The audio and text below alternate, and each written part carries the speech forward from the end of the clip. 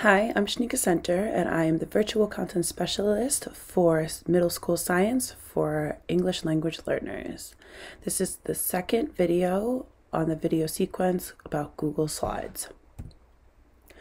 Today's video is going to focus specifically on vocabulary strategies. In this video, we are going to focus on 5 different categories of activities that you can do with your students using Google Slides to enhance their vocabulary development. So dictionary creation is a strategy that I discussed in one of my earlier videos. So the process is pretty simple. You're going to select words that are highly transferable or words that students will need to reuse throughout the lesson sequence.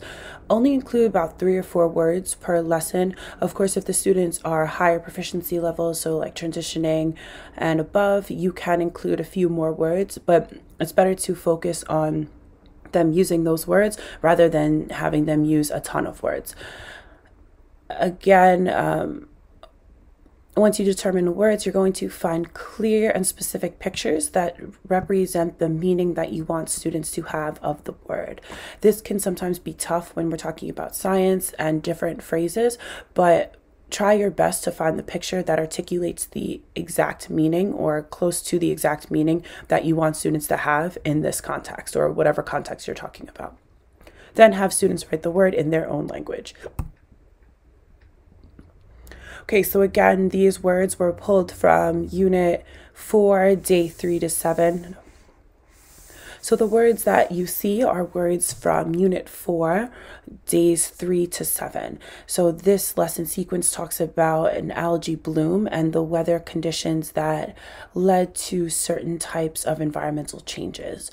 So in order for students to engage in these lessons, they need to have a decent understanding of these words. So that's why I chose them to be part of the dictionary.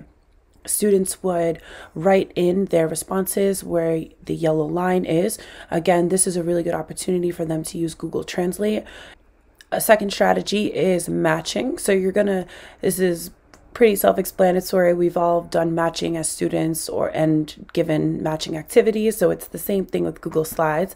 So select important words that students must understand for the lesson or the lesson sequence, and then find translations, pictures, and GIFs to represent the words. You can also include concepts.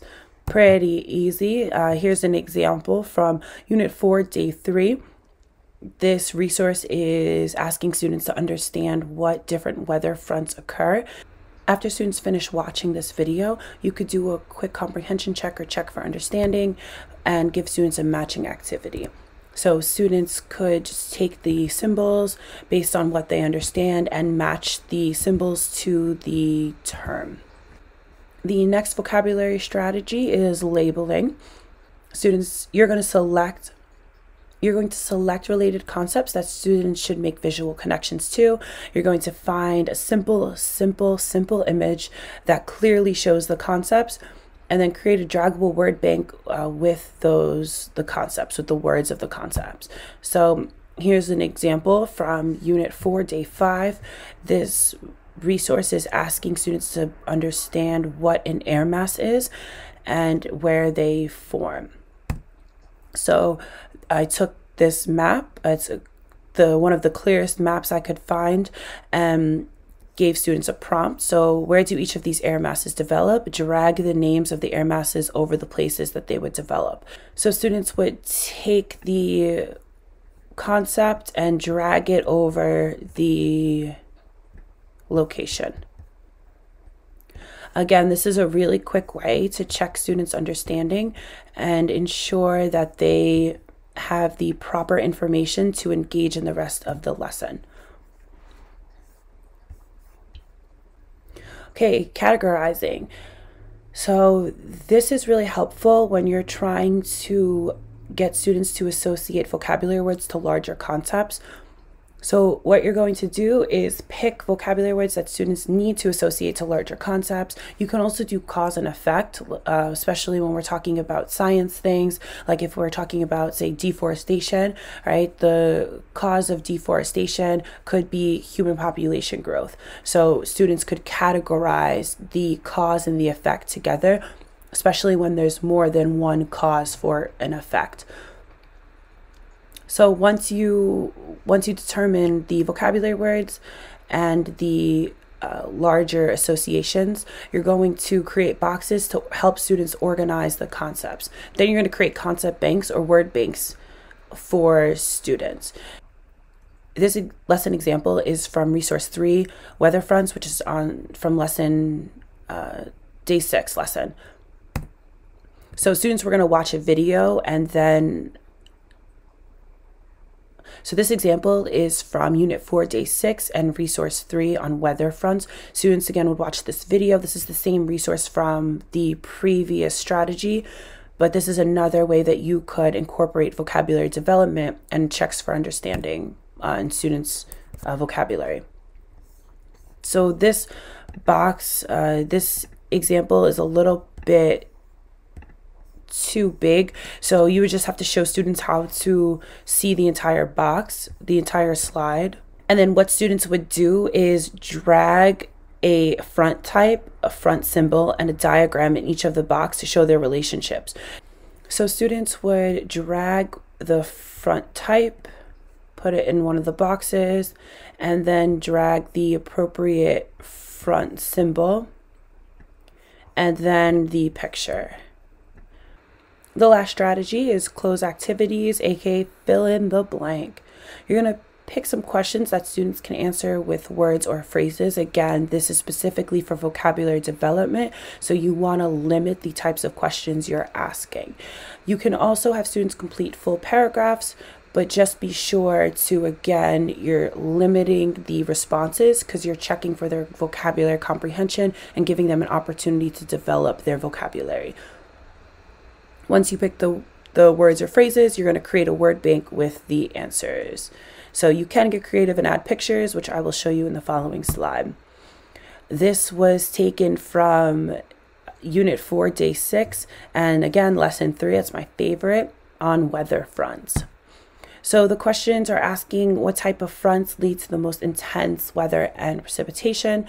So I scaffolded it a little bit more and added a sentence starter for students, and then all they would have to do is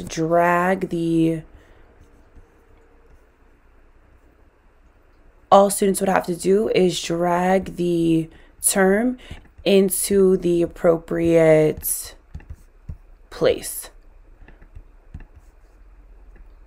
If you wanted to make it a little bit more difficult for students, you could only include the pictures of the word, so then they're making a connection between the definition, the word, and the picture, and then have students answer the question like that. So some tips for using these vocabulary strategies in your classroom: keep it simple. Make sure that students understand what you're doing and what your ask is. If it's too complicated, if there's too many pictures, students are probably just going to get frustrated and not produce as well as they could. They also wouldn't be able to show their understanding as they understand things. Pick high leverage words. Make sure that you're picking words that students are expected to use over and over again. We don't want to use one word in this lesson and then students don't see it again. Also, you can pick words that students will have to use in other disciplines. So maybe this is a word that they have to use in social studies. They're talking about climate change. So try to have some overlap so students have practice with the word. This goes into my next tip: repeat, repeat, repeat. When you're learning a language, it's really great to be able to see the same word over and over and over again. Give students the opportunity to engage with that word's usage in multiple ways. Don't only have them do a matching and then never see the word again and then expect them to use it in a performance task. Have them match the word, label the word, categorize the word. You can't go wrong with having them do it multiple times. So this is the end. I hope you enjoyed the video. If you have any questions, comments, or concerns, you can email me, and I look forward to seeing you in my next video.